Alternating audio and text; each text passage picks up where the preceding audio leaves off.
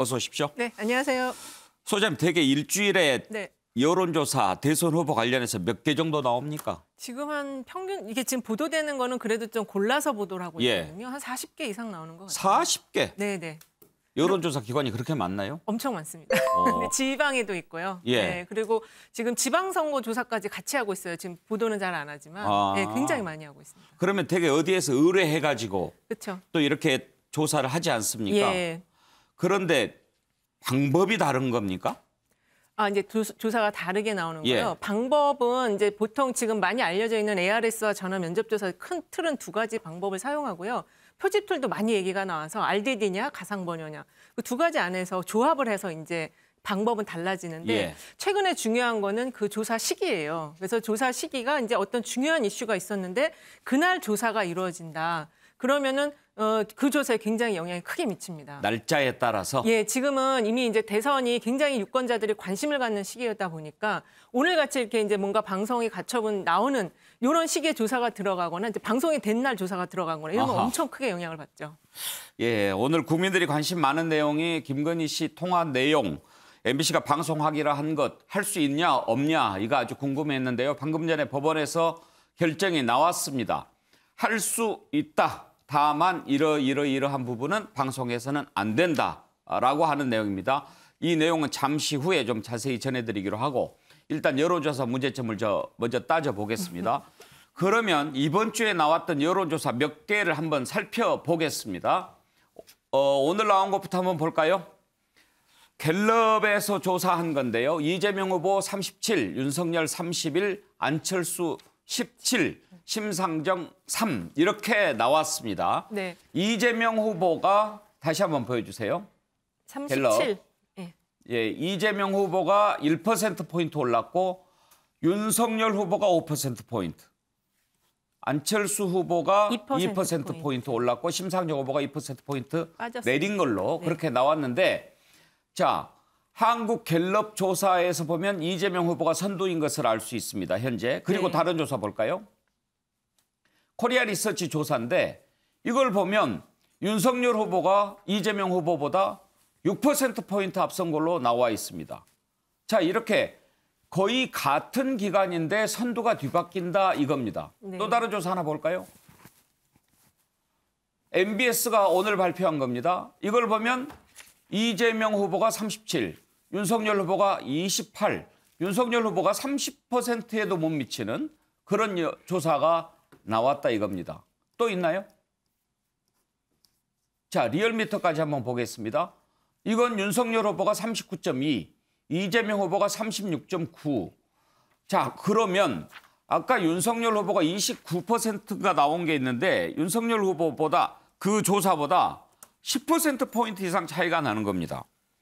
자, 소장님, 네. 이러니 얼마나 우리 유권자들이 헷갈리겠습니까? 그렇죠. 헷갈리시죠. 근데 저희는 이제 저걸 보면은 좀 미세한 차이가 왜 저렇게 나는지 예. 좀 알 수는 있거든요. 어떻게 알 수 있습니까? 일단은 지금 갤럽하고 그리고 이제 코리아 리서치랑 그다음에 그 MBS 조사는 다 전화 면접 조사예요. 근데 그 갤럽 거는 RDD 방식을 이용하고 유무선 복합으로 이루어지거든요. RDD 유무선 복합이 뭡니까?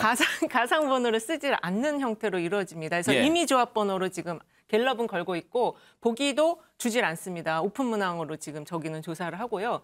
그다음에 코리아 리서치하고 지금 MBS는 가상 번호와 전화 면접 조사를 하는데 조사 시기가 좀 달랐어요. 예. 그래서 좀 차이가 많이 났던 거고 그리고 이제 리얼미터는 가상 번호와 유선 10%를 넣어서 ARS로 조사를 하거든요. 시기는 지금 그 MBS랑 11일 이틀 조사를 했습니다. 그래서 조금씩 달라요. 근데 그 저기서 가장 중요한 건 12일 날 예. 그 변호사비 대납을 제보한 그 이모 씨가 돌아가신 게 12일 날 오전부터 이렇게 막 전파가 됐거든요. 근데 그때 그 전파가 될 때 중요하게 같이 막 그 커뮤니티나 이제 루머 같이 막 돌았던 게 그 청부 살인을 당했다 이 부분하고 그다음에 대장동에 연루된 세 번째 사람이 죽었다 이렇게 좀 많이 퍼져나갔어요. 예. 근데 전날 조사를 막 하게 되면은 그것이 막 같이 좀 반영이 될 수가 있습니다. 즉각 반영이 됩니까? 지금은 즉각 반영이 돼요. 왜냐하면은 그 핸드폰으로 조사를 하기 때문에 핸드폰으로 내가 이걸 막 뉴스를 보다가 여론조사가 들어오면 즉각적으로 반응이 들어갈 수밖에 없어요. 예. 그래서 저도 지금 변동성이 예전보다 크게 나타나는 게 이 핸드폰으로 조사를 하는 거에 영향이 크다 이렇게 좀 보고 있습니다. 이제 전문적인 용어를 쓰셔서 그런 부분은 조금 어려울 수 있지만 전체적으로 분석을 해보면 네. 날짜, 언제 조사했느냐 하루 상관이지만 그게 아주 큰 차이가 있을 수 있고 그렇습니다. 그리고 조사를 어떤 방식으로 하느냐에 따라서 다를 수 있다 이 말씀이죠. 그렇습니다. 이제 이번 주 일요일 날 이제 그 방송이 저녁에 나가잖아요. 근데 조사일은 토일을 한다. 그럼 방송이 저녁에 나가니까 못 볼 거 아니에요. 반영이 안 됩니다. 월요일 날 발표가 나가고. 지금 김건희 씨 관련 그렇습니다. 경우에. 예. 근데 월요일 날 조사가 하루를 해서 나가면 어쨌든 하루 차이잖아요. 그 방송을 봤냐 안 봤냐. 그렇습니다. 일요일 날 저녁에 본 사람들이 월요일 날 조사에 응하면 결과가 엄청나게 차이가 나게 되는 그럴 거죠. 수도 있겠군요. 예. 그러면 이렇게 좀 혼란스러울 때 어떻게 보는 게 가장 정확하게 보는 방법일까요? 일단은 이제 좀 신뢰할 만한 하나의 기관이나 두 개 정도의 기관의 그 추세선을 보는 게 가장 중요할 것 같습니다. 예, 특히 지금은 이제 정기조사 형태로 진행을 하고 있기 때문에 예. 추세선을 좀 볼 수가 있거든요. 예. 그 리얼미터하고 YTN 조사 같은 경우는 3주 전에 전조사가 3주 전에 이루어졌어요. 그러니까 너무 좀 떨어져 있고 그 외에 나머지 조사들은 지금 주간마다 조사가 이루어지고 있기 때문에 추세선을 보실 수가 있습니다. 그거를 보시면은 어쨌든 올라가는 것과 꺾이는 거의 그 흐름을 파악할 수가 있고 그걸 보시면은 다음 흐름이 어떻게 나오겠구나가 좀 잡혀요. 예. 네. 여론조사 기관마다 다 다르니까 네. 믿을 만한 여론조사 기관을 하나를 딱 정해서 그 추이를 쭉 보는 것이 가장 정확하게 보는 방법이다. 네, 그렇습니다. 그러면 혹시 네. 어디가 제일 믿을 만합니까? 이게 이제 회사 지금 방송 3사랑 하는 곳들은 다 신뢰도가 있는 곳이어서 제가 어떻게 딱 짚기는 뭐 하겠지만 그냥 그래도 짚어보라고 하면 예. 저는 갤럽하고 그 리얼미터의 한 중간 지점을 좀 보는 편이에요. 왜냐하면은 좀 저 같은 경우는 조금 보수적으로 보거든요. 예. 그래서 그 좀 갤럽이랑 리얼미터가 이 갤럽은 이제 RDD 번호를 쓰고 그다음에 리얼미터는 가상 번호를 쓰기 때문에 가상 번호를 쓰고 유선을 넣기 때문에 지금 같이 정권 교체 의향이 좀 높을 때는 약간 좀 보수적인 조합의 그 조사들 좀 보고 있습니다. 네. 그러면 갤럽하고 리얼미터 같은 경우에 좀 오래된 회사죠. 그렇습니다. 갤럽은 뭐 워낙 오래됐고요. 리얼미터는 이제 이 정치 조사를 워낙 오래 했죠. 그래서 이 좀 나름의 노하우가 있을 거예요. 그런 것도 좀 중요하지 않나요? 굉장히 중요합니다. 이게 정치 조사를 이렇게 아무 회사가 갑자기 신생 회사가 들어와 갖고 할 수가 없어요. 예상하지 못한 변수가 막 생기거든요. 예. 근데 이제 정치 조사를 오래 했던 곳들 그리고 갤럽 같은 경우는 이제 예측 조사도 했던 노하우가 있는 곳이기 때문에 이제 예측하지 못한 변수들을 좀 미리 체크를 해서 조사 시기라든지 방법이라든지 이걸 이렇게 그 안정화시키는 노하우가 있어요. 예. 특히 이제 방송 3사는 제가 지금 말씀을 안 드렸지만 방송 3사는 다 이제 예측 보도를 할 예정이거든요. 그리고 역대 대선이나 총선 다 예측을 했던 회사들이기 때문에 그 세 개의 회사를 지켜보는 것도 괜찮다고 저는 보고 있습니다. 믿을 만한 여론조사 이렇게 말씀하셨는데 혹시 말이죠. 네. 조작하는 수도 있을 수 있습니까?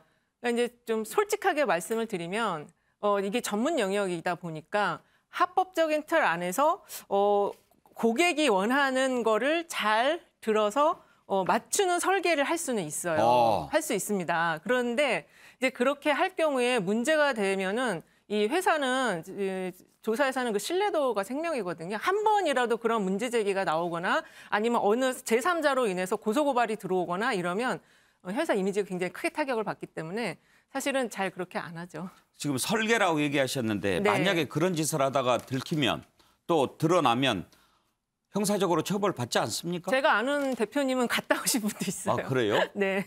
그럴 경우에 이제 갔다 오신 다음에 회사 이름을 바꿔서 하시고 공개적인 조사는 잘 안 하시죠. 네, 그런 경우도 있습니다. 오늘 말씀 들어보니까 왜 그렇게 헷갈렸는지 조금은 이해가 됩니다. 그러면 네. 좀 국민들이 이럴 때일수록 더 잘 들여다봐야 되지 않습니까? 그렇습니다. 전문가께서 보시기에 좀 이렇게 혼란을 막기 위한 좀 제대로 전달할 수 있는 그런 방법 없을까요? 일단은 전문가들끼리 뭐 이런 상황에서는 이거에 대한 원인 분석 같은 것들을 좀 하는 세미나를 한다든지 좀 학계랑 같이 이제 그 검증할 수 있는 그런 자리를 만드는 게 필요해요. 그러니까 이렇게 헷갈릴 때는 이제 지금부터 한 50일 남았는데 그 검증단을 꾸려가지고 이렇게 좀 판별을 해주는 게 좀 필요할 것 같습니다. 검증단? 네, 그렇습니다. 나와주신 김에 네. 이렇게 지금 헷갈리지만 몇 가지 이번 주 걸 보지 않았습니까? 네. 그러면 이번 주 전체적인 여론조사를 봤을 때 특징이 후보별로 어떻게 나타났다라고 정리하실 수 있을까요? 예, 일단은 이번 주에 가장 큰 특징은 삼자 구도로 변화된 지점이고요. 그 속에서 그 삼자 구도로 변환이 되면서 이재명 후보가 갖고 있던 중도와 그 일부의 이제 어떤 고령층이나 20대 2층의 지지율이 안철수 후보 쪽으로 좀 이동이 됐습니다. 예. 그러면서 삼자 구도가 되면서 이 단일화 이슈가 커져버렸어요. 그러면서 이 지금 윤석열 후보, 안철수 후보의 지지율이 같이 동반 상승하는 지금 흐름을 보이고 있어요. 예. 그래서 이게 지금 전체적으로 정권 교체 의향도 같이 지금 이전에는 좀 이게 좁혀졌었는데 정권 교체 의향이 다시 좀 파이가 커지는 그런 양상을 보이고 있다고 할 수 있겠습니다. 예. 한 가지만 더 여쭤보겠습니다. 지금 심상정 후보가 선대 활동을 다 중단하고 네. 잠적 중입니다. 지금 정의당은 후보도 없고 선대위도 없는 상황인데 가장 큰 이유가 지지율이 너무 낮아서 그런 거 아니겠습니까? 그렇습니다. 최근에 지지율이 더 하락을 했는데 그게 일부 안철수 후보 쪽으로 이동한 것이 아닌가 지금 그렇게 보여지거든요. 그래서 근데 이제 그 심상정 후보가 이 지지율 하락에 대해서는 할 말이 없는 게 뭔가 새로운 내용을 보여주질 못했고요. 그리고 과거에 이제 지난 대선에서는 그 패러디를 한다든지 그 드라마 패러디 같은 거를 많이 해서 좀 새로운 마케팅적인 어떤 선거 캠페인의 기법을 보여줬는데 이번에는 전혀 그런 게 없어요. 그래서 더 하락을 한 것 같습니다. 그 이번에 이제 충격을 받은 이유 가운데 하나가 허경영 후보한테도 밀려서 그랬다 그런 것들이 많이 나오던데 허경영 후보 지지율이 3% 이상 나온 것도 있고 그런데 네. 어떨 때는 허경영 후보 이름이 나오고 어떨 때는 안 나오고 그런데 그건 왜 그렇습니까? 그건 이제 조사 회사들이 ARS 쪽에서 한번 그 허경영 후보 사이즈 좀 봐야 되겠다라고 하면 의뢰하는 쪽과 상의를 해서 한번 넣는 경우도 있고요. 예. 그리고 그 지금 허경영 후보가 전화를 계속 주말마다 지금 거의 한 2달 가까이 돌렸거든요. 예. 그러니까 그게 축적돼서 지금 지지율이 김동연 후보보다 확실하게 많이 나오고 있어요. 저기 지금 3.2%가 나왔는데 네. 저러다 보니까 기타 문항으로 넣기에는 지금 지지율이 좀 높습니다. 그래서 일부 회사에서는 일 좀 바깥으로 이제 보기 문항에 넣어주는 것도 하기 때문에 그렇게 되는 것 같아요. 저렇게 넣어도 되고 안 넣어도 되고 상관없습니까? 그건 상관이 없고요. 그거는 이제 의뢰하는 쪽과 상의해서 보기 문항을 정하는 것이니까요. 근데 지금 당세가 너무 약해서 당 지지율이 거의 없기 때문에 지금 보기 문항에 좀 넣지는 않았는데 개인 지지율이 저렇게 나오면은 좀 안 넣을 수가 없다 이런 고민에는 빠질 것 같습니다. 알겠습니다. 오늘 말씀 잘 들었고요. 혹시 다음 주 여론조사를 이제 또 하지 않겠습니까? 예, 그렇습니다. 어떤 게 변수가 될까요? 지금 오늘 이번 주 일요일 날 방송되는 그 TV의 그 내용, 그게 윤석열 후보가 지금 이제 상승세, 그러니까는 하락세가 멈추고 상승 흐름이 좀 붙었거든요. 이걸 다시 좀 빠지게 할지 아니면 일단 멈추게 할지. 왜냐하면 김건희 씨 관련한 논란은 이미 한번 그 사과를 하면서 논란이 크게 확산이 돼서 빠질 부분은 다 빠졌다고 보거든요. 근데 이제 어떤 내용이 나올지 모르겠지만 그거에 대한 영향이 가장 클 것 같아요. 그게 윤석열 후보에게 미치는 영향이 크니까. 그렇게 되면은 안철수 후보로 이동할 수도 있습니다. 윤석열 후보 지금 붙어 있는 지지율이 다시 또 안철수 후보 쪽으로 이동을 할 수 있고 오늘 갤럽 조사가 17%가 나왔기 때문에 그게 이동을 한다면 20%를 넘어갈 수가 있거든요. 그렇게 되면 이 단일화와 관련된 국면이 완전히 탄력을 받게 되는 거죠. 알겠습니다. 오늘 아주 도움이 많이 됐습니다. 감사합니다. 네. 예, 고맙습니다. 네. 여론조사 전문가 이은영 휴먼앤데이터 소장이었습니다. 다음으로 넘어가죠. 가장 관심을 많이 모은 곳은 아마 서울 서부지방법원이 아니었을까 싶은데요. 윤석열 후보 부인 김건희 씨의 7시간 통화 녹취를 MBC가 방송해도 되느냐 하는 것을 놓고 재판부가 결정을 했는데요. 방금 전에 방송해도 된다. 그런데 이러이러한 부분은 방송하면 안 된다라고 결정했습니다. 오늘 이 내용을 놓고 국민의힘에서 아주 MBC도 찾아가서 항의도 하고 그랬는데요. 오늘 있었던 일들을 한번 보시고 얘기 나눠보겠습니다. 현재 이 사건에서 이 녹음한 사람은 피해자에게 의도적으로 어떤 환심을 사기 위해 기획을 한 후에 정치적 목적을 가지고 접근을 했고 그에 따라서 친한 관계가 된 후에 그 후에 매우 사적인 대화를 녹음한 겁니다. 이분은 일단 기자가 아닙니다.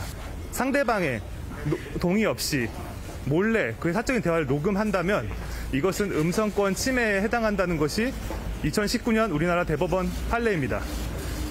따라서 이는 불법 행위에 해당하고 이런 불법 행위에 MBC와 같은 공영방송이 가담한다면 이는 반드시 큰 책임이 뒤따를 수밖에 없습니다. 오늘 하실 말씀 어떤 위주로 말씀하실지 좀. 네, 법원의 판단을 현명하게 기다리고 있겠습니다. 오늘 혹시 신문기일에서 녹음본이 재생이 되나요? 제가 그건 모르겠어요. 가처분 신청이. 예, 먼저 서울의 소리 기자가 김건희 씨와 지난해 이제 6개월 동안 20번 정도 통화한 내용, 7시간 분량이 녹취된 게 맞습니까?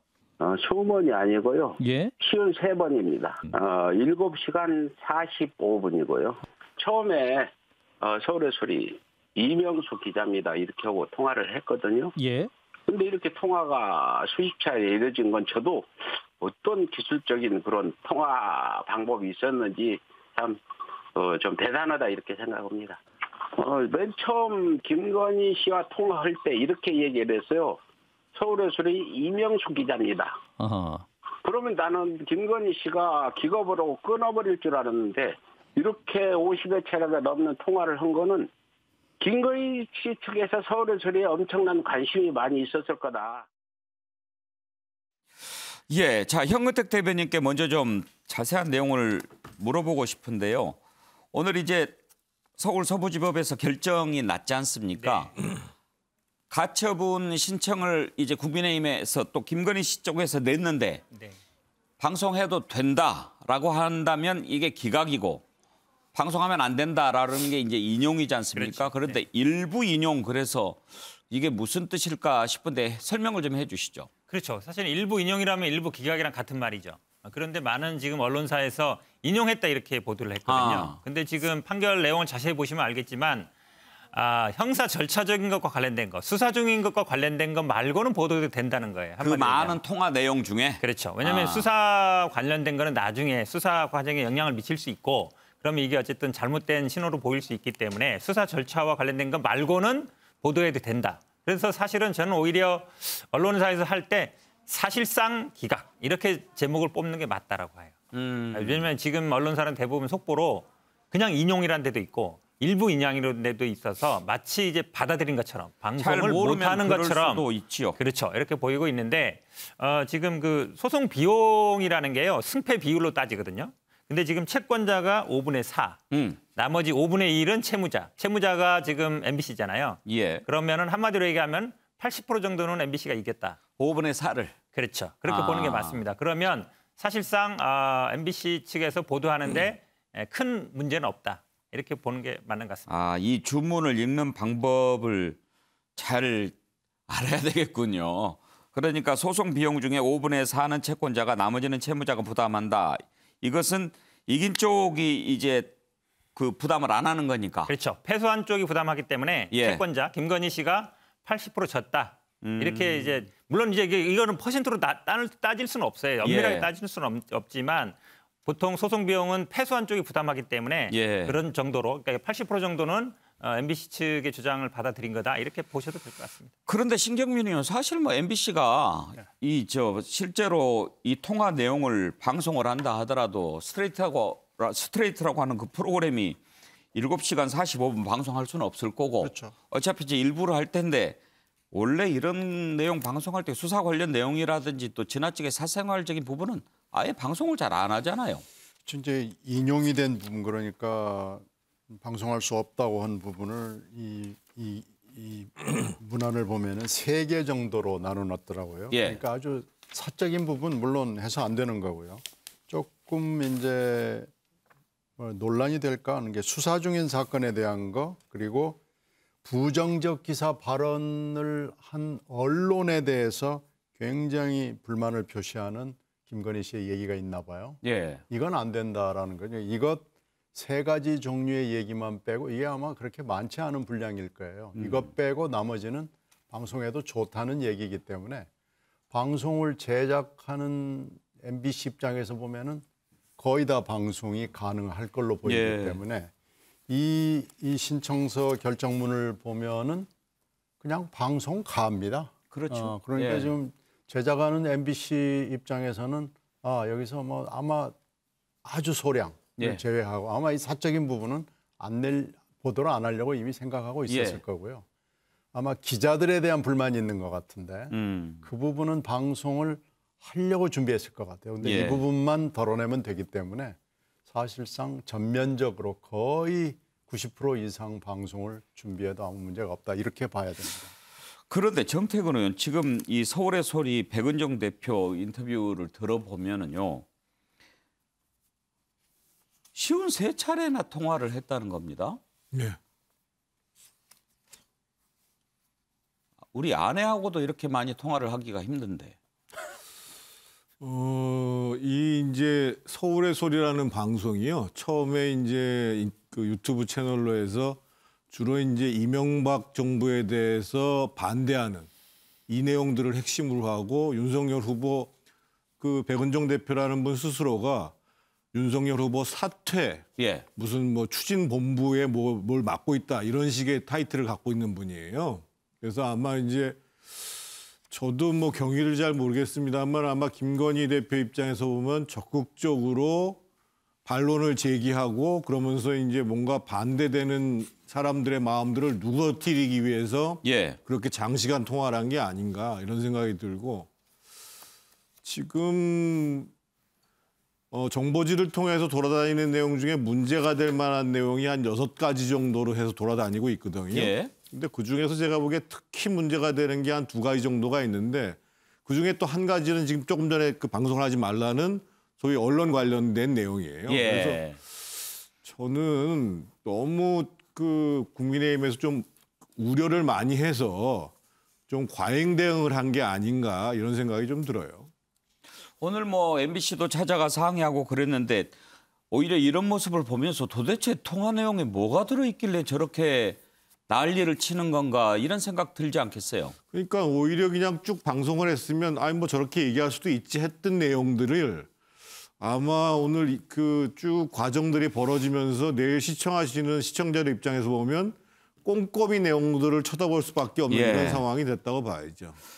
오늘 국민의힘 의원들이 MBC를 찾아가서 방송하면 안 된다 이렇게 항의를 했는데 한번 들어보시죠.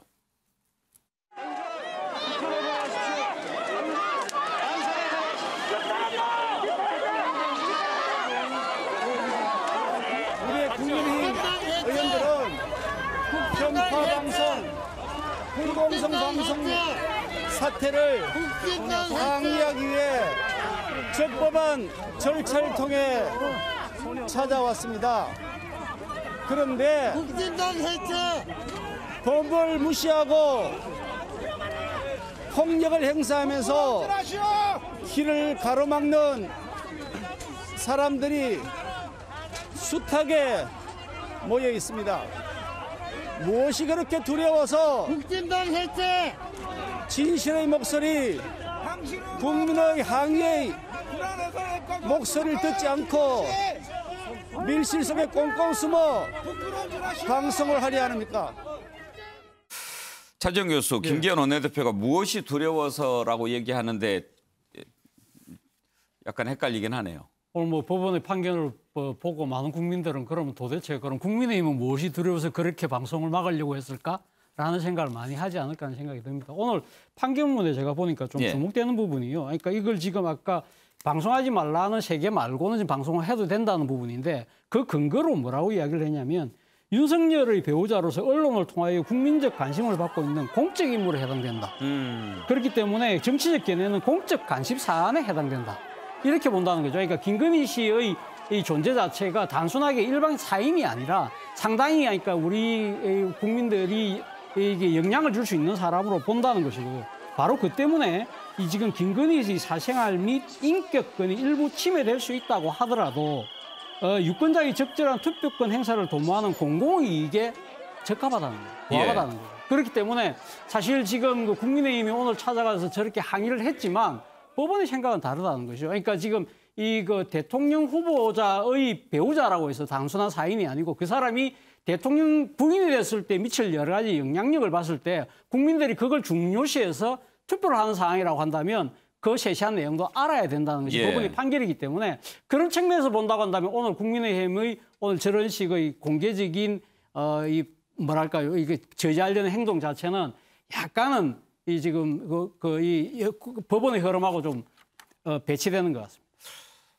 신경민 의원. 이래저래 MBC 스트레이트 시청률은 엄청나게 높아지겠습니다. 글쎄요, 스트레이트 뉴스라는 주간물이 편성이 된 지 굉장히 오래됐거든요. 예. 근데 이걸 지금 옛날 뭐 취재 파일 이런 겁니까?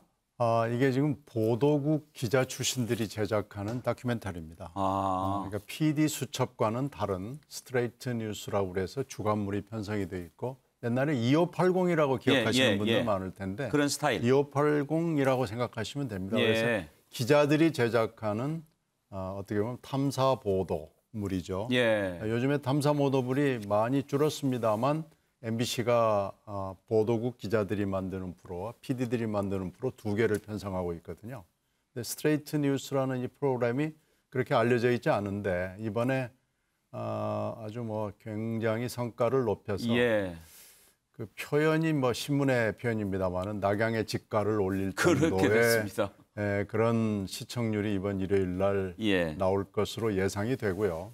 아까 말씀드린 대로 90% 다 공익이라는 이 명분으로 재판부가 결정해서 인용을 해줬기 때문에 그 언론과 기자에 대한 불만을 제외하고 나머지는 아마 다 나갈 수 있다는 얘기거든요. 그러니까 뭐 거의 다 시청자들이 볼 수 있게 되고 이게 아마 김건희 씨나 윤석열 후보에 대한 굉장히 중요한 판단 자료로 작동을 하게 됐습니다.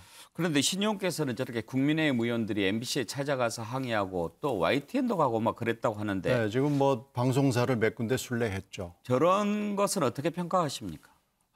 그거요. 별 효과가 없고요. 이게 지금 오히려 엄청난 홍보 효과를 내줬기 때문에 국민의힘 의원들이 잘못 판단한 것 같네요. 이렇게 하면은요. 모르던 사람도 다 알게 돼가지고 이제 전 국민이 프로그램과 김건희 씨 이 프로에 대해서 관심을 쏟게 될 수밖에 없는 역효과의 아주 전형적인 모델입니다.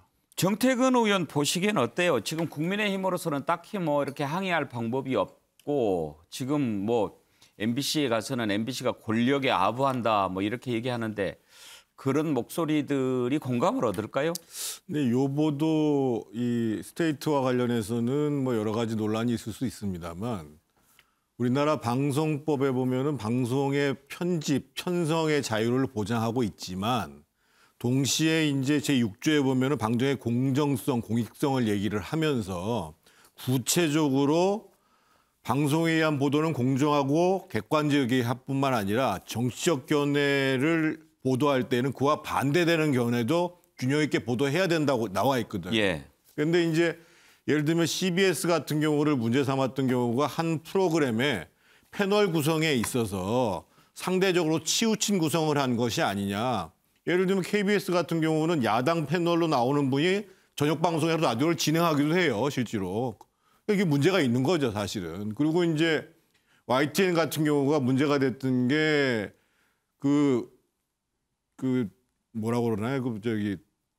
뭐 프로그램 얘기는 안 하셔도 프로그램 됩니다. 하면서 상대적으로 그 야당에 대한 공격하는 내용들이 더 훨씬 더 많았다. 이런 문제 제기를 하는 거거든요. 그래서 저는 그런 부분들을 사실은 각 정당에서 추천한 방송통신심의위원들이 가서 얘기는 하지만 그게 잘 안 됐을 경우에 당사자가 할 수밖에 없는 거고 옛날에 예를 들면 그 김대중 대통령 선거 같을 경우에는 신문임에도 불구하고 박지원 그 당시에 대변인이 조선일보 가서 살았잖아요. 그래서 매번 항의를 하고. 그래서 사실은 이게 총각을 다투는 문제이기 때문에 어떻든 야당의 입장에서 봤을 때는 그 항의 표시를 할 수밖에 없는 이런 상황인데 저는 기본적으로 특히나 방송 같은 경우는 이 법상에 규정되어 있는 공정성, 균형성 이 문제에 대해서는 저는 각별하게 신경을 써야 된다고 봅니다.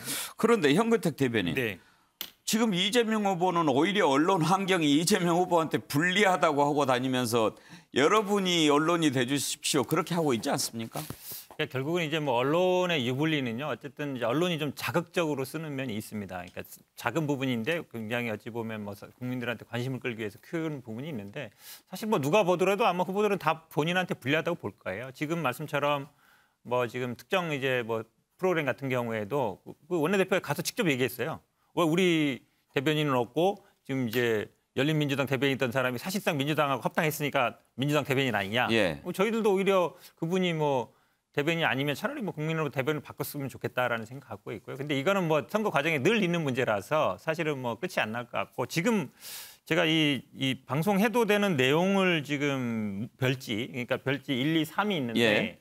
1, 2는 보도가 되는 거고 이제 3은 보도가 안 되는 건데 보니까 내용 중에 보니까 우리가 지금 소위 말하는 이제 뭐 찌라시로 돌아다니는 부분이 많이 있습니다. 보니까 뭐 이거는 제가 말을 할지 모르겠는데 어쨌든 내용들이 뭐 아직 안 하셔도 될 것 같습니다. 네네네. 예. 그러니까 대부분의 내용들은 아마 이제 보도가 될 거예요. 예, 어떤 의혹인지는 뭐 굳이. 네네.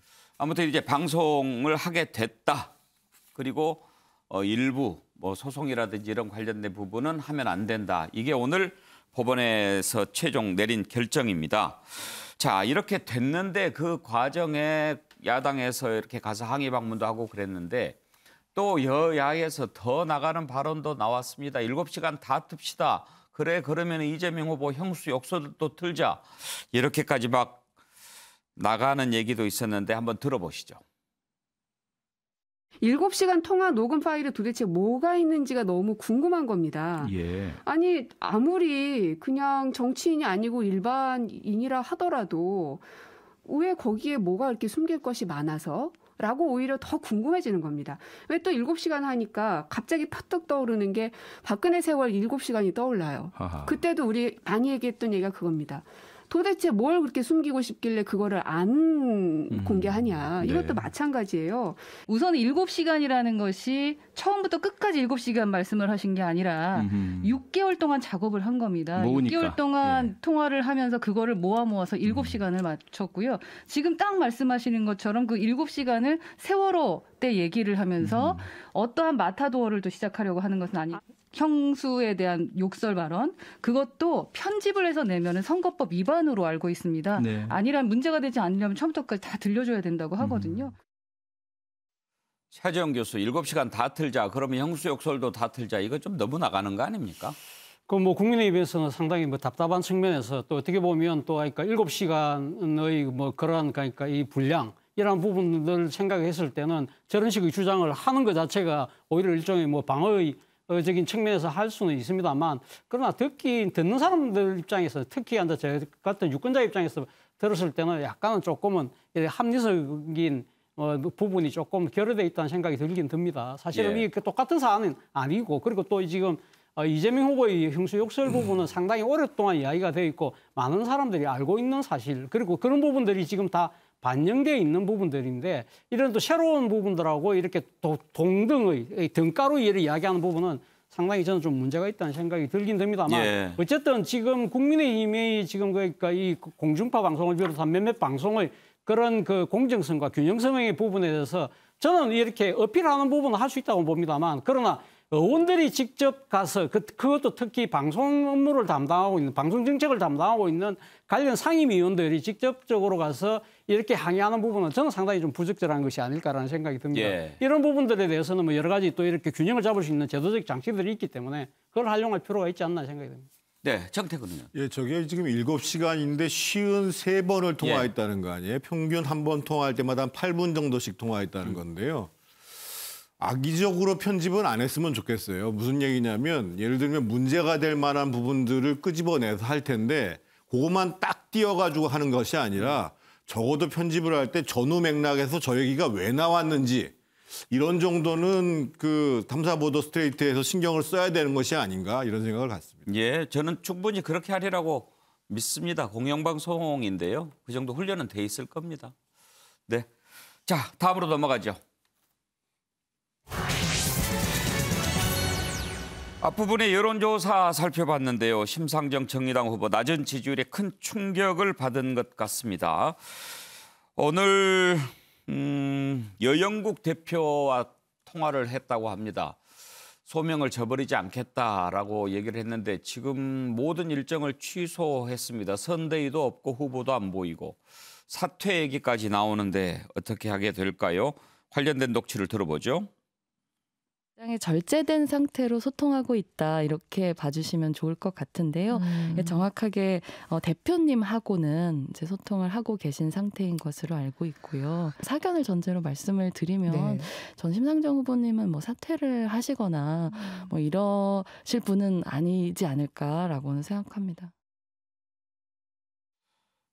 신경민 의원 뭐 참 답답할 겁니다. 그렇죠. 네. 이게 지지율이라는 게 이게 정말 정치하다가 보면 이게 목숨줄이고요. 이게 또 지지율이 높아지면 계급장이거든요. 지지율이 달라지면은요 아침 회의에서의 이 목에 힘들어가는 강도가 달라집니다. 그 지지율이 내려가면은요 어깨부터 뭐 허리, 발, 다리까지 쭉 늘어지고요. 지금 아마 심 후보 입장에서 봤을 때는 정말 이거 참 속이 뒤집어질 겁니다. 그런데 이 문제는 왜 이렇게 됐는가? 이걸 천착을 해봐야 됩니다. 왜 그런 것 같습니까? 그건 국민들한테 전혀 어필하지 못한 거죠. 국민들한테 정책으로도 그리고 존재 가치로서도 그리고 그 사이에 있었던 여러 가지 사회 현안에서 노동의 가치에 대해서 전혀 어필하지 못한 거예요. 이런 정의당이 필요하냐? 이런 게 계속 정치권에서 위치를 자리매김할 수 있느냐 이거에 대한 근본적인 물음을 지금 국민들이 제시를 하는 것이고 여기에 대해서 정의당이 답을 해야 됩니다. 그런 점에서 건전한 야당이 반드시 필요하고요. 제3의 목소리 반드시 필요한데 지금 전혀 부응하지 못한 거죠. 정태근 의원 분석을 한번 들어보고 싶은데요.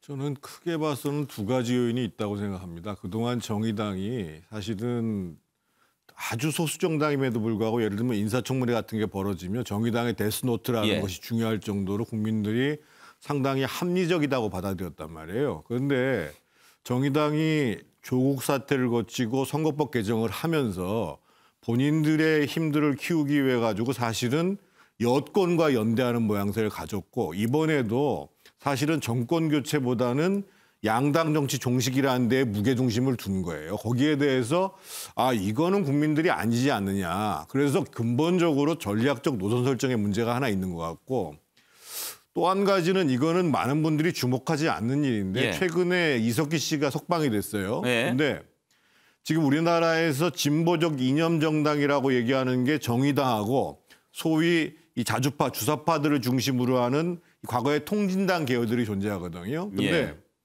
제가 봤을 때는 소위 과거의 통진당 계열의 사람들이 지금 보수 정당이나 또는 뭐 여기에 대해서 공격의 화살을 보내는 것이 아니라 주요 지지 기반이라고 하는 민주노총 등등 현장에서 주로 정의당을 공격하는 데 핵심적인 역할을 하고 있을 거예요. 그래서 실제로 가장 정의당의 중요한 지지 기반이라고 할 수 있는 민주노총, 최근에 한국노총은 이 국민의힘 쪽으로 또 지지하는 것이 아닌가 보이고 있잖아요. 그래서 이 양 측면에 있어서의 그 공격들이 현실적으로 지지율로 반영된 것이 아닌가 생각하는데 저는 지금 아주 건강하고 합리적인 진보 정당으로서 정의당의 존재는 굉장히 중요합니다. 그래서 본래의 모습을 찾고 정말 국민들이 그러한 진보 정당에 바라는 것이 무언가라는 것들을 생각하면서 저는 다시 분발해야 된다고 생각합니다. 차재홍 교수 보시기에는 어떠세요? 정의당 심상정 후보잖아요. 이렇게 지지율이 낮은 이유가 정의당 쪽이 더 큰 것 같습니까? 심상정 후보 쪽이 더 큰 것 같습니까? 저는 뭐 둘 다 똑같은 뭐 책임을 갖고 있는 것이 아닐까 하는 생각이 듭니다. 오늘 저는 뭐 그러니까 장혜영 의원이 한 이야기 상당히 가슴이 와닿던데요. 그러니까 지금 이렇게 낮은 지지율이 왜 그러냐? 정의당이 대한민국 정치에 존재해야 되는 이유를 시민들께 충분히 들으지 못하는 것이라고 이야기를 하거든요. 사실 이 정의당이라고 하면 이 지금 이 거대 이 여야 정당의 적대적 공생관계 속에서 그나마 한국 정치의 희망, 소금 같은 존재 그러한 식으로 많이 각인이 되었고 설사 당장 정의당이 집권하지 못하더라도 저런 존재는 분명히 있어야 돼. 그렇기 때문에 상당히 적은 숫자이긴 하지만 정의당의 상당한 그 주장에 많은 분들이 귀를 기울였던 것이거든요. 그런데 지난 문재인 정권 기간 동안에 제가 생각했을 때는 앞서 아까 질문하신 걸 반추해 보면 저는 정의당 또는 당시 그 정의당을 이끌었던 심상정 대표가 두 가지 측면에서 잘못했다. 첫 번째는 조국 사태죠. 조국 사태 때 조국 장관 인준을 찬성했다는 부분. 이런 부분에 대해서 정확한 이 지금 사태 인식에 대한 부분이 반성이 있었느냐. 그런 부분들이 일종의 제2민주당, 제2이중대 같은 그런 느낌으로 갔던 것이고요. 또 하나는 정의당이 지난 대선 때 상당히 강력하게 밀어붙였던 게 준연동형 비례대표제입니다. 그것이 결국은 정의당의 목표와는 달리 거대 정당들이 비례유승 정당을 만들어서 또다시 제2 정당들이 또 일종의 짬짬이 식이 되는 그러한 식의 하나의 뭐랄까요, 보국대 노릇을 하는 그런 부분들에 대한 진정한 반성이 없었다. 이런 부분들에 대한 따가운 질책, 이런 부분들 때문에 저는 심상정 후보가 고민하고 있는 것이 아닐까 하는 생각이 듭니다. 역설적으로 정의당 심상정 후보가 대선 후보 당선된 이후 이번 잠적이 가장 큰 관심을 모은 사건이었다라는 얘기까지 나올 정도였는데요. 아무튼 이렇게 대선 주자들 여론조사에 울고 웃습니다. 심상정 후보가 울고 있다면 웃는 후보도 있습니다. 바로 안철수 후보인데요. 오늘 또 기록을 경신했습니다. 한번 살펴보죠. 안철수 후보 지지율 갈수록 상승세입니다. 오늘 나온 여론조사를 보면 17%까지 나왔습니다.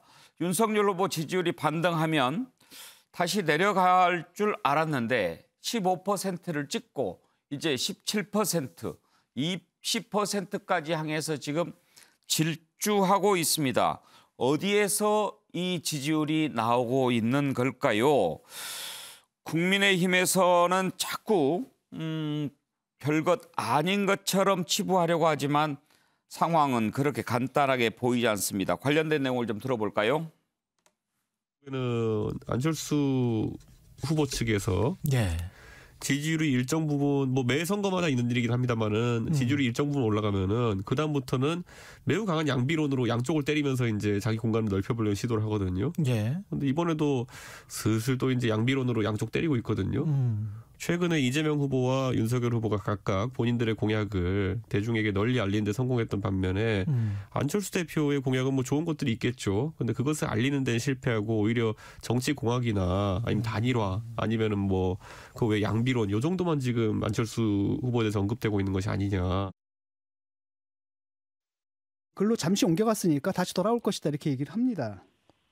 어떻게 보세요? 저는 그거는 이제 이준석 대표가 이제 초조함에서 나오는 발언이라고 봐요. 초조하다. 또 지금 본인이 제일 초조하지 않겠습니까? 왜냐하면 제1야당 후보가 하락세를 갖고 있고 또 그런 부분에서 자기 책임이 또 상당 부분 있거든요.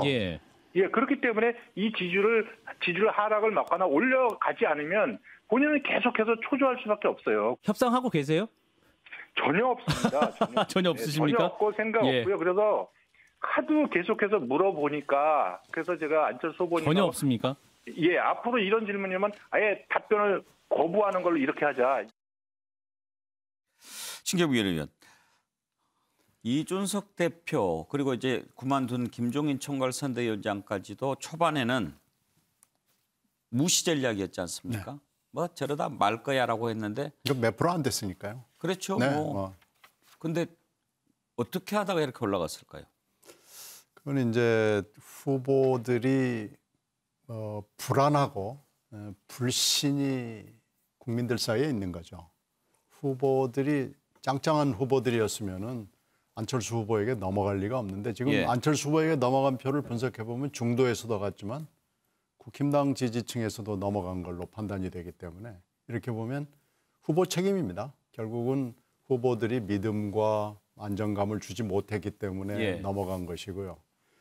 10%를 넘어서고 15%를 넘어서서 이제 20을 향해서 가고 있으면은 이제 무시는 불가능합니다. 이제 안철수 후보는 어떻게 보면 캐스팅 보트를 준 유력 후보로 등장한 거죠. 3강이라고까지는 얘기를 못하지만 안철수 후보를 제외하고 요소에 넣지 않고 이번 대선을 예측을 한다, 예상을 한다는 이제 불가능한 단계에 점점 이미 들어섰습니다. 예. 따라서 이제 안철수 후보와 보수층이 뭘 할 거냐, 후보 단일화를 하면서 뭘 할 거냐라는 데 지금 관심이 가서 지금 현재 말로는 다 뭐 이건 뭐 그런 건 논의한 적 없고 이렇지만 실제로 여의도 정가에 돌아다니는 얘기는 그보다 훨씬 더 진전돼 있습니다. 그래서 연립을 할 거냐, 공동정부를 할 거냐, 합당을 할 거냐, 이 선택지를 지금 택하는 단계로 들어가 있다고 보는 것이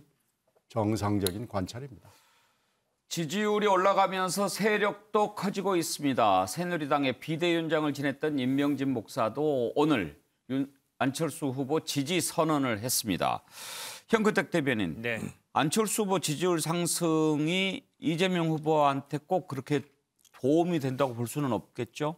당연하죠. 왜냐하면 지금 만약에 양자구도인 경우에는 윤석열 후보 지지율이 내려가면 어쨌든 중도로 가거나 아니면 이재명 후보에 올 수 있는 건데 지금 많은 언론에서 분석하는 것처럼 댐 역할, 범퍼 역할을 하고 있는 거거든요. 그러니까 안철수 후보의 잠시 갈 걸로 생각했는데 지금 오히려 윤석열 후보 지지율이 오르는데도 안철수 후보 지지율이 오른다는 거는 중도에서 오는 것도 있지만 물론 뭐 심상정 후보에서 오는 것도 있지만 이재명 후보한테 올 수 있는 게 못 오는 측면도 분명히 있거든요. 예. 그렇게 본다 그러면 말씀 주신 것처럼 뭐 15%는 중요한 거 다 아시지 않습니까? 선거 비용 지금 대선 비용이 500억입니다. 이번에 500억 넘습니다. 지난번에 500억 했으니까 그걸 보존할 수 있는 기준이 되기 때문에 굉장히 중요하죠. 끝까지 갈 수 있는 동력이 생기는 거고 20%까지 된다 그러면 뭐 3강 구도가 완벽하게 재편되는 거 아니겠습니까? 지난번에도 아마 21%인가 얻었거든요. 지난번 대선에. 그러니까 안철수 후보 입장에서는 본인이 그랬거든요. 제3의 후보로 20% 이상 넘긴 거는 김대중 전 대통령과 본인밖에 없다. 쉽게 얘기하면 지난번에도 내가 검증됐다는 거거든요. 완주해가지고 그런 자신감을 갖고 있는 것 같아서 민주당 입장에서는 마지막까지 단일화를 된다는 걸 전제로 선거 전략을 짤 수 없기 때문에 굉장히 이제 골치 아픈 상황인 것 같습니다. 정태근 의원, 김종인 위원장이 안 계셔서 안철수 후보 지지율이 올라간다 그런 분석도 있습니다. 그거하고는 전혀 관련 없는 문제고요. 지금 조금 전에 지금 그래프가 하나 나왔는데 오늘 사실은 안철수 후보가 17% 올라갔다는 것보다 더 중요한 사실은 안철수, 윤석열이 단일화됐을 경우에 이재명, 윤석열, 심상정 그리고 이재명, 안철수, 심상정 여기에서 안철수 후보가 더 많이 나왔다는 사실인데 그 내용 집계표를 제가 지금 갖고 있는데 연령대별로 보면은 70대를 제외하고 모든 연령대에서 안철수 후보가 앞서고 있어요. 윤석열 후보에 비해서. 또 한 가지는 대구 경북하고 부울경조차도 단일화 후보로 나갔을 때 안철수가 더 경쟁력이 높다라고 나왔습니다. 집계표가. 이게 굉장히 오늘 갤럽 조사에서 상당히 좀 충격적으로 나온 내용이라고 봐야 되는 거고 조금 전에 이재명 후보 쪽과 관련해서 말씀을 주셨는데 아주 좀 특이한 현상이 안철수 후보가 올라가면서 지금 정권 교체를 바라는 유권자 비율이 다시 올라가기 시작했습니다. 그래서 심지어는 연말에 한 40% 후반대까지 떨어졌다가 지금 정권 교체를 바라는 유권자 비율이 50% 중반에서 그 후반까지로 올라가는 상황이에요. 그런 걸 봐서는 일단 유권자들, 정권 교체를 바라는 유권가들은 단일화가 불가피하다라고 본 것이고 지금 현재까지는 사실은 뭐 상대적으로 안철수가 더 낫다, 윤석열이 더 낫다라고 판단을 못하고 있습니다만 아마 제가 봤을 때는 그러니까 설날 때까지 각자의 지지도 추이를 어떻게 끌고 가느냐에 따라 가지고 단일화의 주도권을 누가 지느냐 이게 나올 것 같습니다. 그러면 정태근 의원께서는 이제 단일화 얘기가 나올 수밖에 없지 않겠습니까? 이번에 단일화가 실현될 가능성이 있다고 보십니까? 높다고 봅니다. 저는 높은데 일단 과거처럼 막판 단일화는 힘들 수가 있고요. 아예 처음부터 공동정부 정책연대를 먼저 합의하는 단일화를 하면 충분히 가능성이 있습니다. 왜냐하면 아까도 제가 말씀드렸던 것처럼 지금 안철수 후보의 지지율이 올라가니까 정권 교체를 바라는 유권자의 비율이 올라가고 있단 말이에요. 그러니까 그것은 뭐냐면 정권 교체를 바라는 사람들의 강도는 단일화다라는 게 분명히 나와 있는 거예요. 근데 지금 당장은 사실은 각자 레이스를 하고 있는 거거든요. 그래서 제가 봤을 땐 서울까지 각자의 지지율 추이를 어떻게 끌고 가는 게 중요하다라고 보여지는 것이고 제가 봤을 때 국민의힘 쪽에서 이번에 공동정부를 구성하겠다. 그리고 정책연대를 하겠다. 그리고 쟁점이 되는 정책과 관련해서는 조정을 하겠다. 이것들을 먼저 해나간다 그러면 제가 봤을 때는 뭐 가장 확실한 정권교체로 가는 방법들은 단일화죠. 최정 교수는 단일화 전망 어떻게 하세요? 저는 뭐 지금 정태근 의원 설명에 상당 부분 공감을 합니다. 사실 지금 안철수 후보의 상당한 이 지금 이 급상승은 사실 처음엔 국민의힘 내용 때문에 반사적인 측면이 분명히 있었는데 지금 10% 넘어가고 15% 넘어가고 17%까지 간 부분은 그러니까 이 지금 후보 단일화가 되면 안철수 후보가 대통령이 될 수 있겠다는 그런 가능성이 지금 지표들이 보이잖아요. 그런 것 때문에 상당히 더 많은 이 지지층들이 몰리고 있다. 예. 그리고 앞서 이 정태근 의원 설명했지만 그 지금 윤석열 후보보다 안철수 후보가 단일화됐을 경우에 더 높은 지지율이 나오잖아요. 그런데 그 내용을 분석을 해보면 윤석열 후보 지지층들은요 한 75% 정도가 단일화될 경우에는 안철수 후보를 지지를 하는 걸로 나와요. 그런데 반대로 안철수 후보 지지자들은 윤석열 후보 지지 가는 비율이 훨씬 더 떨어집니다.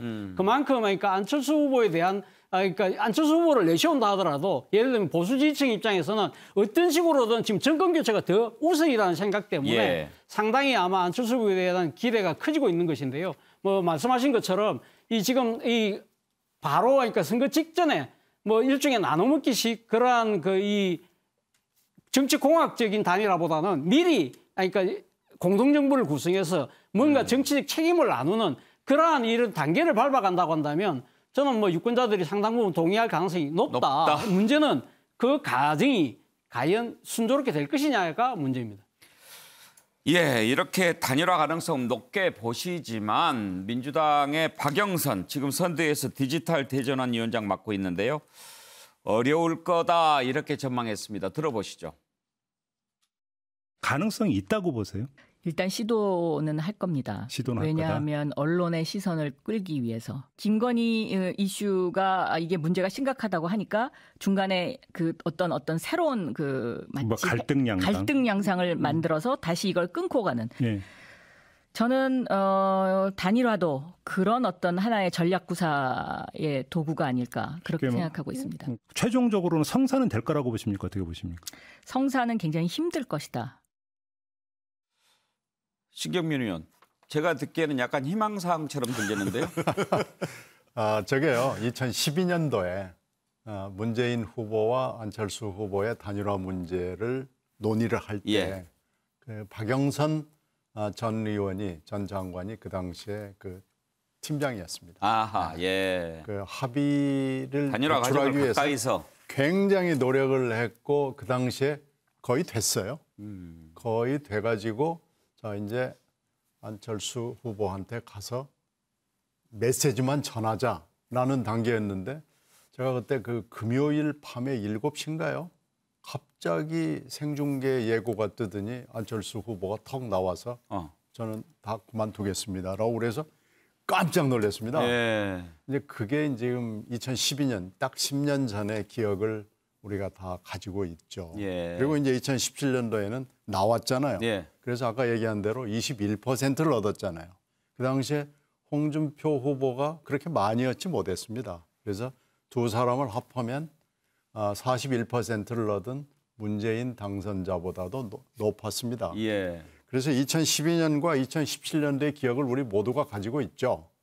그러면서 안철수 후보에 대한 평가를 하고 있는 건데 자 문제는요.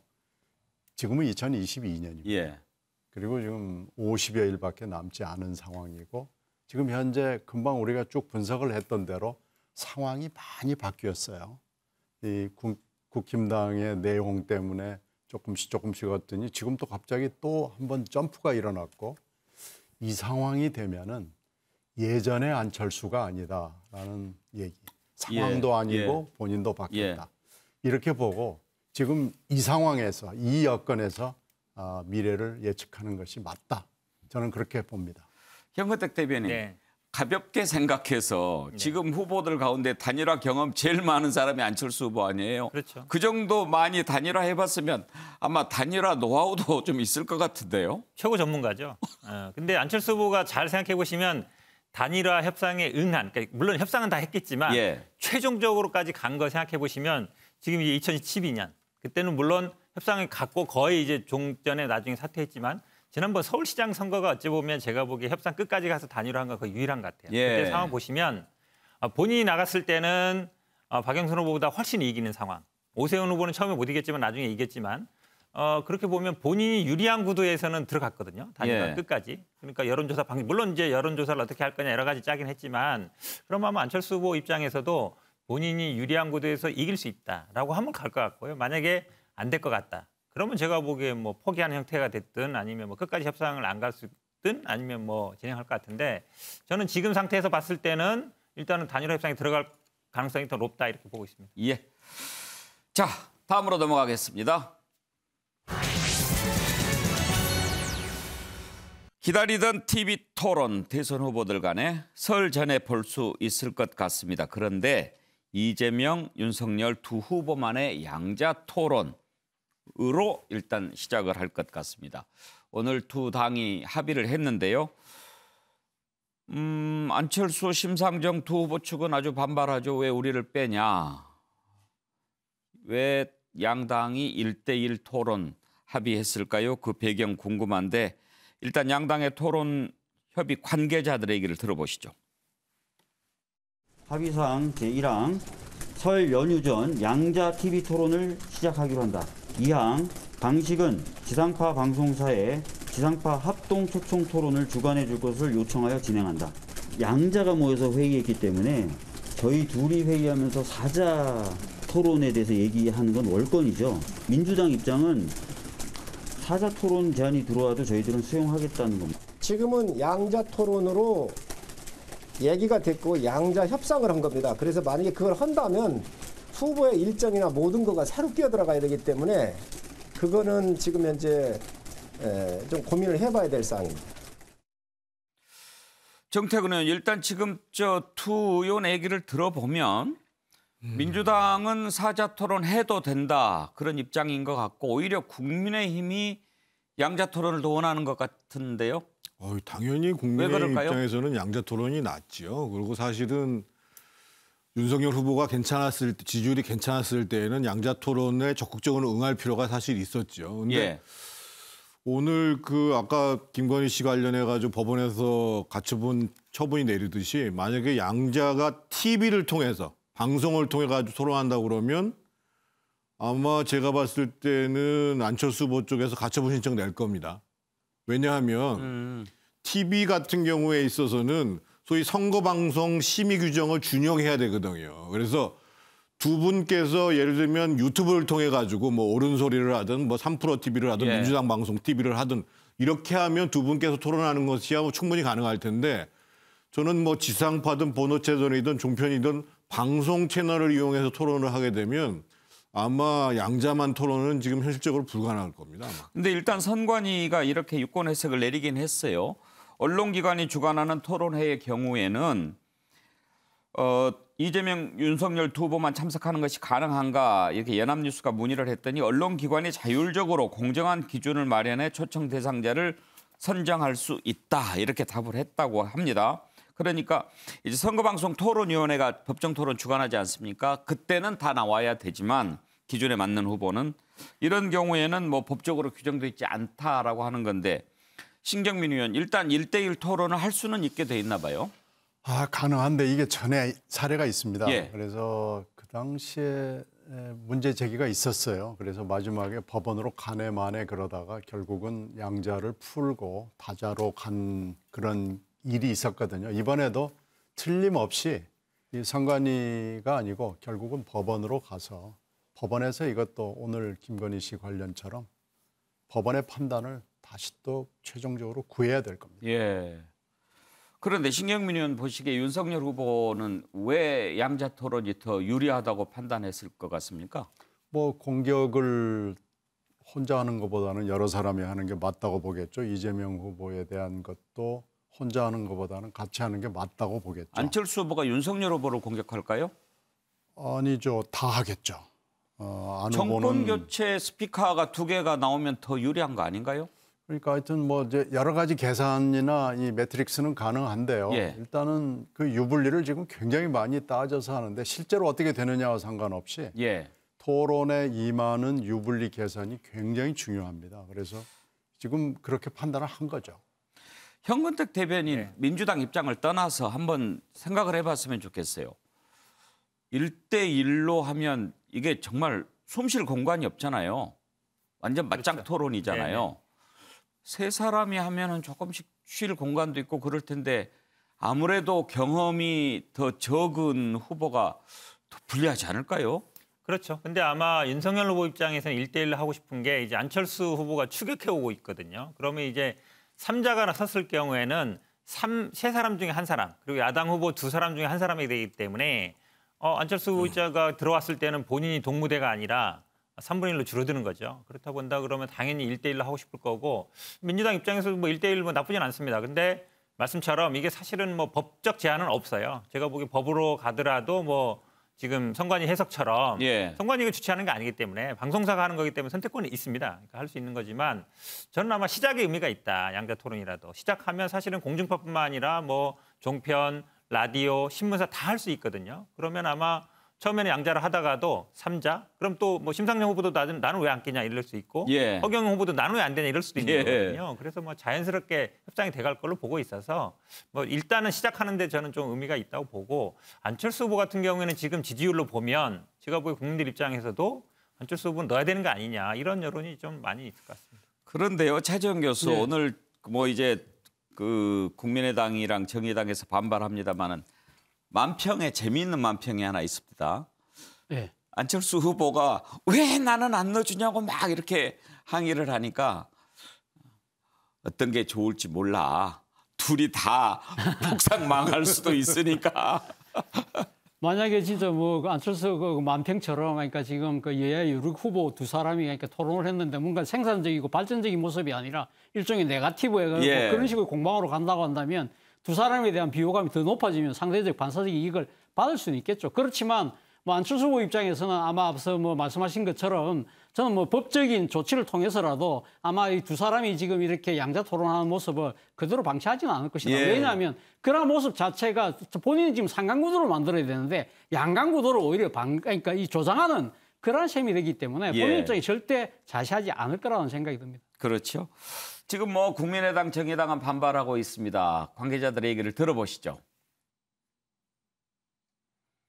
예, 국민의당 이태규 의원 그리고 정의당의 여영국 대표 얘기입니다. 이 입장에서는 안철수 후보의 상승 기류를 막기 위해서 두 당이 담합한 것이다. 이렇게 보고 있습니다. 토론을 주최하는 방송사 측에도 항의를 하실 수 있을 것 같은데 어떤 대응 방식을 갖고 계세요 지금? 오늘 제가 기자회견을 통해서 이 잘못된 양자 TV 토론을 거절해달라고 말씀을 드렸고요. 근데 만약 그렇게 한다면 이거는 저희가 뭐 방송사에서 아마 저희 당원과 지지자들이 그 양자 토론을 막기 위한 뭐 시위뿐만이 아니라 법적으로 가처분 신청을 계획하고 있습니다. 양 후보의 이러한 행위는 여러 불법 비리 의혹을 받고 있는 양 후보가 서로의 방패막이가 되어주겠다는 이런 담합 행위가 아니면은 도저히 일어날 수 없는 일이라고 생각합니다. 현근택 대변인 이렇게 이제 양당이 반발하고 있고 혹시 오늘 토론 합의가 됐는데 주제 같은 부분도 합의가 다 됐나요? 그렇죠. 주제도 어쨌든 이제 국정 전반에 대해서 하기로. 뭐 어디 딱 한정하지 않고. 그렇죠. 원래 토론 자체를 뭐 대장동 하자 이거 자체가 말이 안 되는 거고요. 근데 아마 국정 전반도 모르겠습니다만 원래는 하다 보면 뭐 정치 경제 분야, 사회 분야, 뭐 문화 교육 분야 이렇게 나누잖아요. 그렇게 나눌 수는 있는데 아마 지금 합의로는 전반적으로 한다 그러면 아마 주제는 기본적으로는 아마 방송국에서 정할 가능성이 높습니다. 왜냐하면 당사자끼리 정하기 쉽지 않거든요. 아무래도 윤석열 후보는 대장동에 집중하고 현안 토론을 많이 하고 싶을 것이고 이재명 후보 같은 경우에는 윤석열 후보가 이제 수사만 했던 검사니까 정치 경제 사회 잘 모른다 이렇게 할 것이기 때문에 제가 보기에 룰이라든지 주제는 방송국에서 정하는 대로 갈 가능성이 높다고 봅니다. 설 전이라고 그랬는데 다음 주일 것 같습니까? 아니면 그 다음 주일 것 같습니까? 이게 당초에 18일 아마 KBS에서 토론이 예정돼 있어서 18일. 그렇죠. 그러니까 예. 다음 주 월요일인가 그러거든요. 근데 아마 그러기는 조금 좀 촉박한 것 같아요. 예. 왜냐하면 준비했는데 사실은 설전이라 그랬지만 아쉬운 거는 설전에 몇 회, 최소한 뭐 3회든지 아니 4회든지 이렇게 들어갔어야 되는데 예. 이렇게 되어버리면 설까지 좀 남았거든요. 한 번만 할 수도 있어요. 그래서 제가 보기에 좀 이 합의가 좀 아쉬움이 있습니다. 정태근 의원, 사실 윤석열 후보는 그동안 TV 토론에 대해서 회의적인 입장을 여러 차례 비치지 않았습니까? 그게 과연 무슨 효과가 있을까 싶다라고 했는데 그렇게 본인이 뱉었던 부분이 토론에 불리한 요소로 작용할 가능성은 없을까요?